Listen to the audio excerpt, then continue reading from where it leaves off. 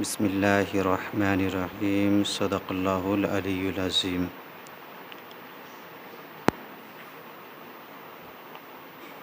عرض و معروض سے پیشتر آئیے ہم اور آپ مل کر اپنے نبی کی بارگاہ میں والہانہ انداز میں درود پاک پڑھیں۔ اللہم صلی علی سیدنا شفیعنا حبیبنا مولانا محمد بارک وسلم، صلو علیہ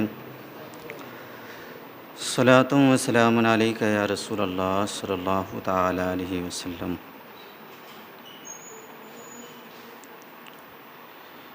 حضرات محترم، آج میں نے اپنا موضوع سخن بسم اللہ الرحمن الرحیم کو بنایا ہے۔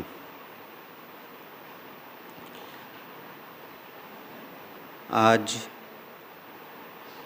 بسم اللہ پر گفتگو ہونے والی ہے۔ حدیث مقدسہ کا یہ مفہوم ہے کہ رسول اکرم صلی اللہ تعالی علیہ وسلم نے ارشاد فرمایا کہ ہر وہ اہم کام جس کے شروع میں بسم اللہ نہ پڑھا جائے وہ ناقص و ادھورا رہ جایا کرتا ہے، رہ جایا کرتا ہے۔ اس سے پتہ یہ چلتا ہے کہ ہر جائز کام سے پہلے بسم اللہ پڑھنا چاہیے، ہر نیک کام سے پہلے، ہر اچھا کام سے پہلے بسم اللہ پڑھنا چاہیے، اور ہر برے کام کے کرنے سے پہلے بسم اللہ کرنے سے بچنا چاہیے۔ اگر کوئی برے کام کے کرنے سے پہلے بسم اللہ پڑھے گا تو وہ گناہ گار ہوگا، جیسا کہ فتاوی عالمگیری کے اندر ہے کہ 4 کام ایسے ہیں جس کے کرنے سے پہلے اگر کوئی بسم اللہ پڑھتا ہے تو گویا وہ کفر کا کام کرتا ہے۔ وہ 4 کام کون کون سے ہیں تو سنیں۔ شراب پینے سے پہلے، جوا کھیلنے سے پہلے، زنا کرنے سے پہلے اور چوری کرنے سے پہلے۔ یہ 4 کام ایسے ہیں کہ اگر ان 4 کاموں سے پہلے کوئی بسم اللہ پڑھتا ہے تو گویا وہ کفر کا کام کرتا ہے۔ لہٰذا اچھے کاموں سے پہلے بسم اللہ ضرور پڑھا کرے تاکہ وہ مکمل ہو سکے، اور برے کاموں سے پہلے بسم اللہ پڑھنے سے بچا کرے تاکہ آپ سزا کے حقدار نہ ہو سکے۔ اور پہلی بات تو یہ کہ برا کام کرنا ہی نہیں چاہیے۔ ایک ہوا برا کام اور اس پر آپ پڑھے بسم اللہ تو ہو جائیں گے ڈبل سزا کے حقدار۔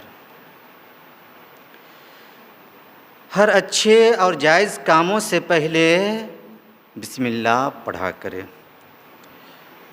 یعنی بیٹھتے، اٹھتے، چلتے پھرتے، کھاتے پیتے، سوتے جاگتے، ہر جائز کام سے پہلے، ہر اچھے کاموں سے پہلے بسم اللہ پڑھا کرے۔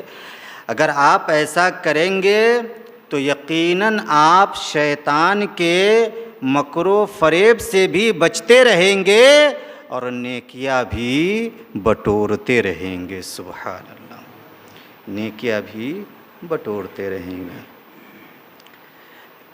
بسم اللہ الرحمن الرحیم کی پہلے میں 2 فضیلتیں آپ کے گوشے گزار کرتا ہوں۔ ان میں سے پہلی فضیلت ہے بسم اللہ لکھنے کی، اور دوسری فضیلت بسم اللہ پڑھنے کی۔ تو سب سے پہلے میں بسم اللہ الرحمن الرحیم تحریر کرنے کی فضیلت آپ کے گوشے گزار کرتا ہوں، جسے صاحب تفسیر کبیر نے بسم اللہ کی تفسیر میں نقل کیا ہے، تحریر کیا ہے۔ وہ لکھتے ہیں کہ جب فرعون خدائی کا دعویٰ پیش نہیں کیا تھا، اس وقت کی بات ہے کہ اس نے ایک مکان بنوایا تھا، اور اس مکان کے باہری دروازے پر بسم اللہ الرحمن الرحیم تحریر کروایا تھا، یعنی لکھوایا تھا۔ لیکن جب اس نے خدائی کا دعویٰ پیش کیا،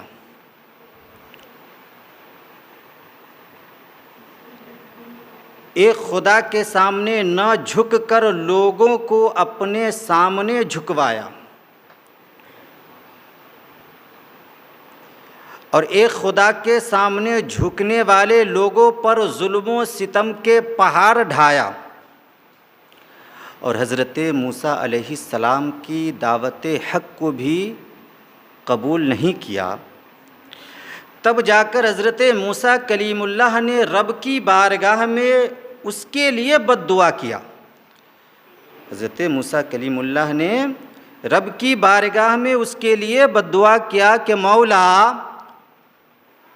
تو اسے ہلاک و برباد کر دے، تو اسے نیست و نابود کر دے، اس لیے کہ یہ تجھے خدا بھی نہیں مانتا، تیرے سامنے جھکتا بھی نہیں، بلکہ یہ خود خدائی کا دعویٰ پیش کرتا ہے اور لوگوں کو اپنے سامنے جھکواتا ہے، اور جو تیرے سامنے جھکنے والے لوگ ہیں اس پر یہ ظلم و ستم ڈھاتا ہے، دعوت حق کو بھی قبول نہیں کرتا ہے، لہٰذا اے مولا تو اسے نیست و نابود کر دے۔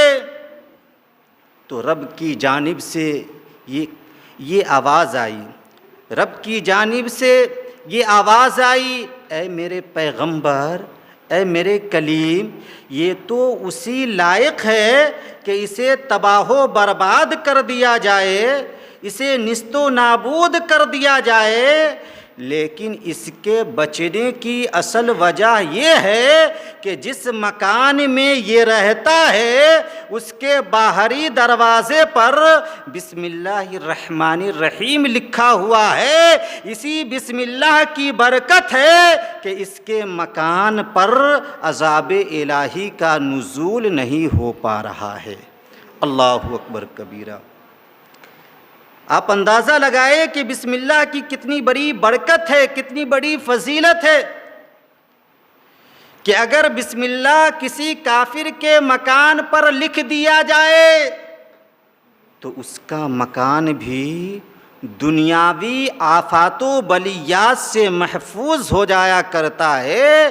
تو جب ایک کافر کا مکان بسم اللہ الرحمن الرحیم کی برکت سے دنیاوی آفات و بلیات سے محفوظ ہو سکتا ہے، تو ایک صاحب ایمان کا مکان دنیاوی آفات و بلیات سے بسم اللہ کی برکت سے کیوں محفوظ نہیں ہو سکتا؟ سبحان اللہ۔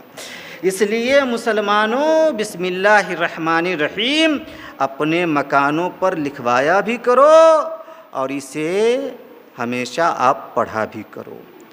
یہی وجہ ہے کہ فرعون اپنے گھر میں نہیں مارا گیا، بلکہ وہ گھر سے نکال کر دریا میں ڈوبا کر مارا گیا، جب تک وہ گھر میں تھا بچا ہوا تھا۔ تو بسم اللہ الرحمن الرحیم اپنے مکانوں پر بھی آپ تحریر کروایا کرے، لکھا کرے، لکھوایا کرے۔ اب میں بسم اللہ الرحمن الرحیم کی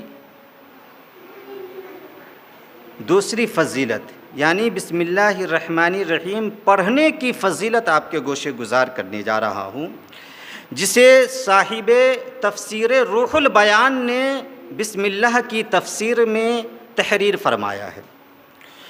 وہ لکھتے ہیں کہ جب معراج کی رات پیغمبر اسلام نے جنت کی سیر فرمائی۔ معراج کی رات پیغمبر اسلام نے جنت کی سیر فرمائی تو آپ نے جنت کے اندر 4 نہروں کو چلتے ہوئے دیکھا۔ سبحان اللہ، 4 نہروں کو آپ نے چلتے ہوئے دیکھا، جس میں سے ایک تھی پانی کی نہر، دوسری تھی دودھ کی نہر، تیسری تھی شراب کی نہر، اور چوتھی تھی شہد کی نہر۔ چوتھی تھی شہد کی نہر۔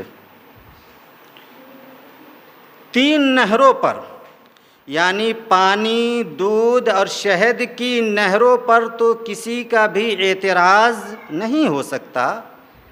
ہاں، البتہ شراب کی نہر پر کسی کا اعتراض ہو سکتا ہے کہ آخر شراب کی نہر جنت میں کیا کر رہی ہے؟ شراب کی نہر جنت میں کیا کر رہی ہے جبکہ شراب کا پینا اس دنیا میں حرام ہے؟ تو کیا جنت میں شراب پلائی جائے گی؟ تو سنو مسلمانوں، اس کا جواب یہ ہے کہ ہاں، جنت میں جنتیوں کو شراب پلائی جائے گی۔ سبحان اللہ۔ لیکن فرق یہ ہے کہ جنت کی جو شراب ہوگی وہ یہاں کی شراب کی طرح نشہ والی اور بدبودار شراب نہیں ہوگی، بلکہ جنت کی جو شراب ہوگی وہ ایسی پاکیزہ اور صاف ستھری شراب ہوگی جسے قرآن مقدسہ نے شراباً طہورا کے نام سے یاد کیا ہے۔ سبحان اللہ، ایسی پاکیزہ، ایسی صاف ستھری شراب ہوگی جسے قرآن مقدسہ نے شراباً طہورا کے نام سے یاد کیا ہے۔ تو شراب جنتیوں کو جنت میں پلائی جائے گی، کب؟ کھانے کے بعد، کیونکہ وہاں حاجت اصلیہ کی ضرورت نہیں پڑے گی۔ یعنی جب ہم یہاں کھانا کھاتے ہیں نا تو حاجت پوری کرنے جاتے ہیں، پاخانہ کو جاتے ہیں، پانی پیتے ہیں، پیشاب کرنے جاتے ہیں۔ کھانے پینے کے بعد ہمیں حاجت اصلیہ کی ضرورت پڑتی، یعنی پاخانہ اور پیشاب کرنے کی ضرورت پڑتی ہے۔ جب وہ دانہ ہضم ہو کر نکلتا ہے تب جا کر ہمیں راحت و آرام ملتی ہے۔ لیکن جنت میں کھانے کے بعد حاجت اصلیہ کی ضرورت نہیں پڑے گی، یعنی پاخانہ اور پیشاب کرنے کی ضرورت نہیں پڑے گی۔ تو پھر وہ کھانا جو اندر گیا وہ ہضم کیسے ہوگا؟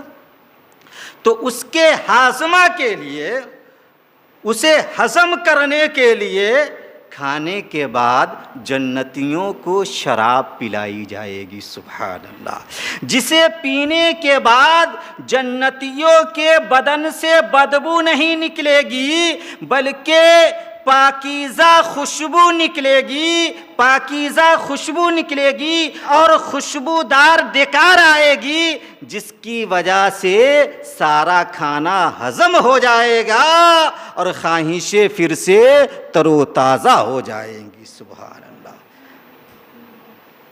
شراب کے پینے کے بعد جنتیوں کے بدن سے پاکیزہ خوشبو نکلے گی اور خوشبودار ڈکار بھی آئے گی، کھانا ہضم ہو جائے گا، پھر جو چاہے گا جنتی پھر اسے کھائے گا۔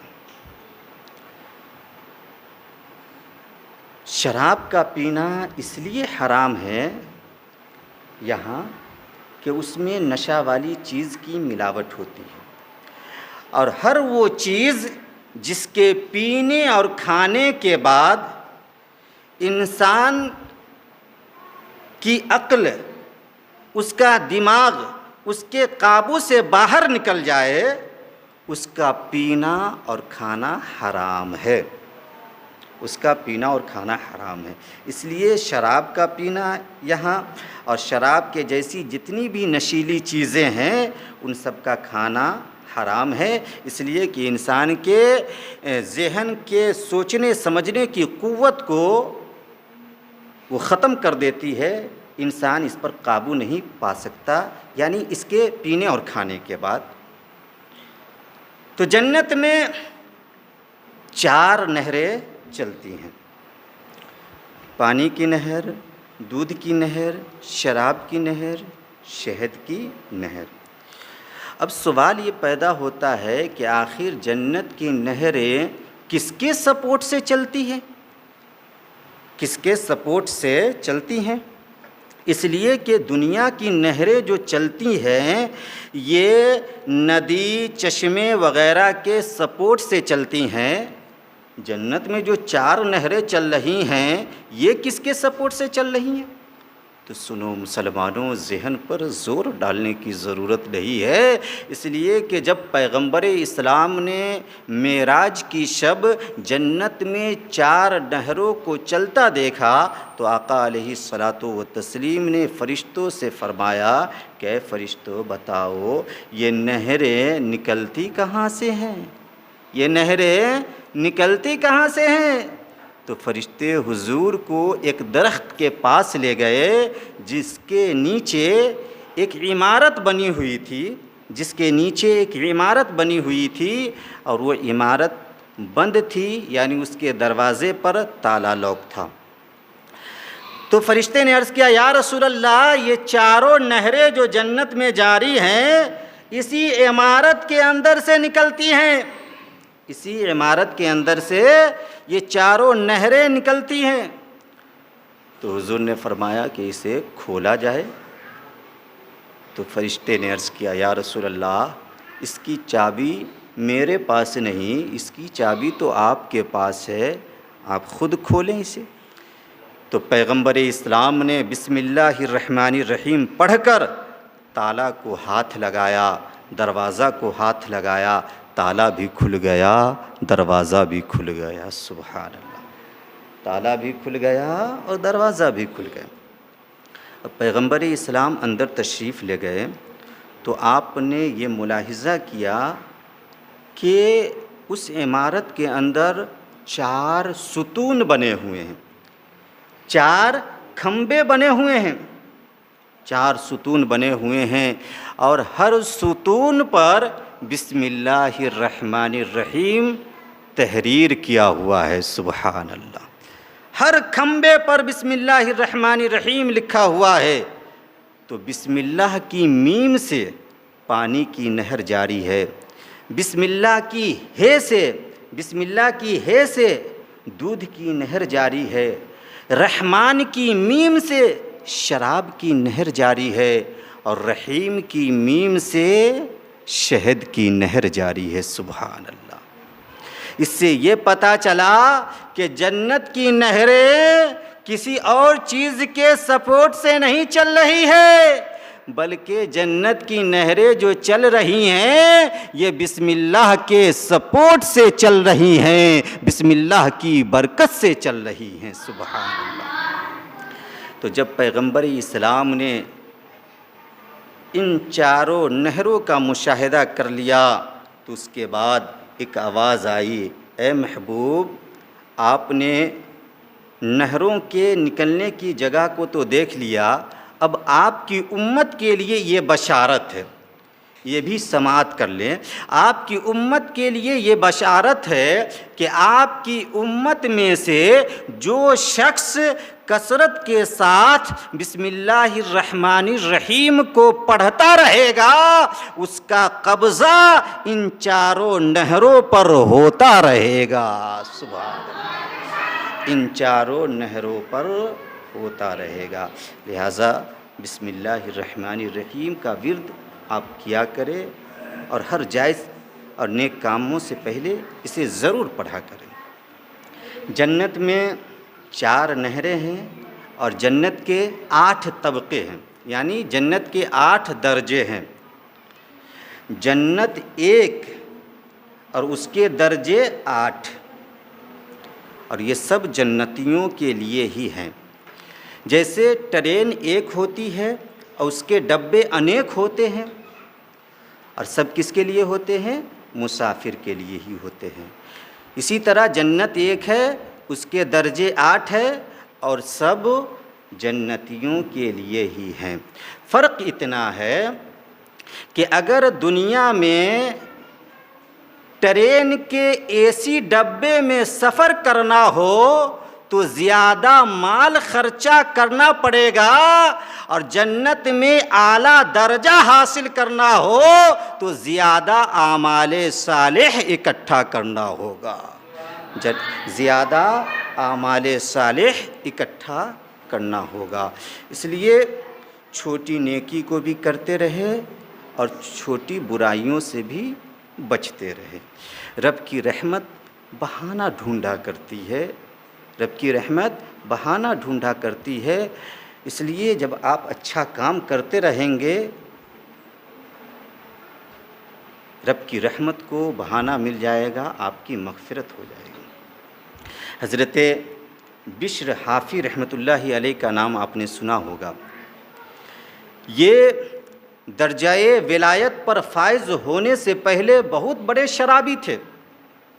ان کا مختصر واقعہ آپ کے ذہن کے حوالے کر رہا ہوں کہ ایک مرتبہ یہ شراب کی حالت میں راستے سے گزر رہے تھے، شراب کی حالت میں یہ راستے سے گزر رہے تھے تو راستے پر کاغذ کا ایک ٹکڑا پڑا ملا جس پر بسم اللہ الرحمن الرحیم لکھا ہوا تھا۔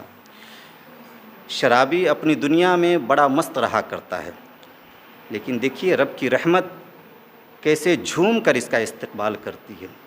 اس نے دیکھا کہ کاغذ کے ٹکڑے پر اللہ کا نام لکھا ہوا ہے، اسے اٹھایا، بوسہ دیا، گھر لے گیا، عطر میں بسایا اور بڑی تعظیم و توقیر کے ساتھ اس ٹکڑے کو اونچی جگہ پر رکھا۔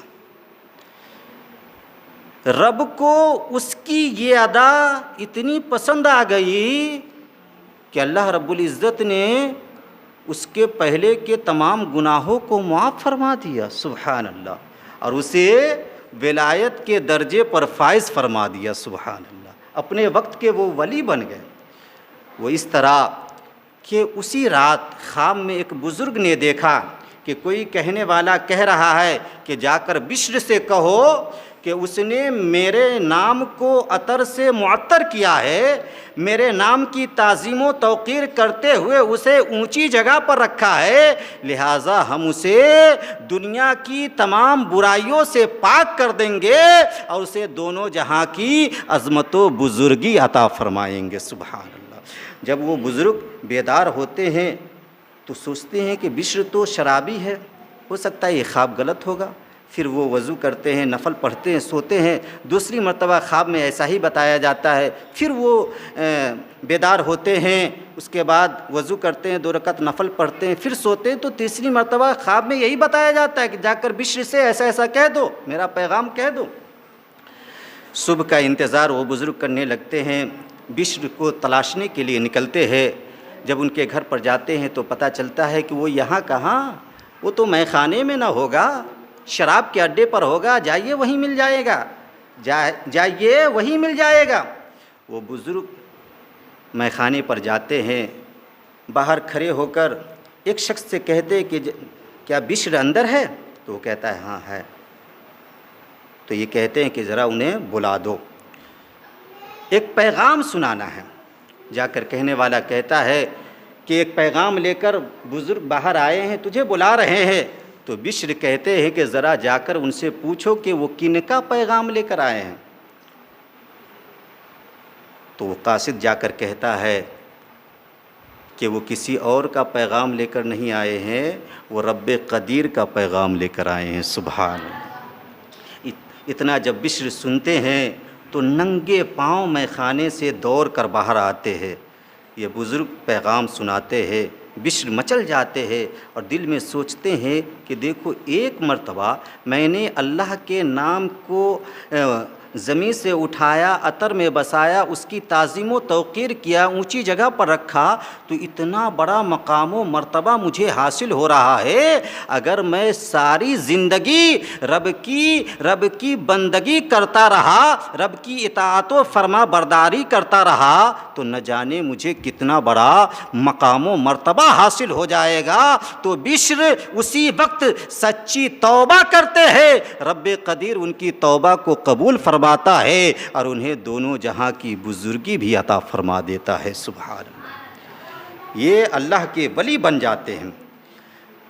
اور اس کے بعد یہ کبھی بھی اپنے پاؤں میں چپل نہیں پہنتے، یعنی جوتا نہیں پہنتے۔ بشر حافی کا مطلب ہوتا ہے ننگے پاؤں چلنے والے، ننگے پاؤں۔ جب وہ رب کا نام سنا کہ خدا کا پیغام آیا ہے، جوش مسرت میں ننگے پاؤں دوڑے، اس کے بعد کبھی بھی اپنی زندگی میں یہ اپنے پاؤں میں چپل یا جوتا پہن کر نہیں چلے، ننگے پاؤں چلتے رہے، اسی لیے ان کو حافی کہا جاتا ہے۔ اور ان کا احترام اس وقت کا جانور بھی کرنے لگا، کیونکہ کتابوں میں آتا ہے کہ جب تک حضرت بشر زندہ رہے، کوئی بھی جانور نہ راستے میں پاخانہ کرتا تھا نہ پیشاب کرتا تھا۔ کیوں؟ یہ بشر کی تعظیم و توقیر میں، ان کے احترام میں، کہ اللہ کا ولی اس راستے سے کہیں گزرے اور کہیں ایسا نہ ہو کہ میرا پاخانہ اس کے پاؤں میں لگ جائے، میرا پیشاب ان کے پاؤں میں لگ جائے۔ ایک مرتبہ ایک شخص جانور کو چرانے لے جا رہے تھے، ان کا جانور جو ہے راستے میں گوبر کر دیا، پاخانہ کر دیا، تو وہ گھبرا گئے کہ اتنے دنوں سے جانور راستے میں پاخانہ نہیں کرتا تھا، آج کر دیا، لگتا ہے حضرت بشر کا انتقال ہو گیا۔ گھبرایا ہوا گھر واپس آیا، تھوڑی دیر کے بعد معلوم ہوا کہ حقیقت میں حضرت بشر کا انتقال ہو گیا ہے۔ پتہ یہ چلا کہ جو اللہ کا ولی ہوتا ہے اس کی تعظیم و توقیر جانور بھی کیا کرتے ہیں۔ سبحان اللہ۔ اللہ تعالی ہم سبوں کو نیک کام کثرت کے ساتھ کرنے کی توفیق عطا فرمائے۔ وآخر دعوانا ان الحمد للہ رب العالمین۔ السلام علیکم۔